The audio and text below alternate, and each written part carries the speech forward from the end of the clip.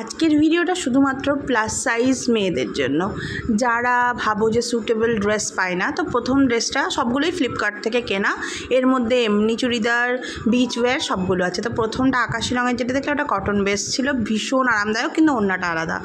এখানে এই যে গ্রিন কালারের কুর্তিটা দেখছো, এটা ভীষণ ফটোজেনিক, কমফোর্টেবলও, কিন্তু রেয়ন কাপড়ের, কিন্তু প্যান্ট কিন্তু আসে না।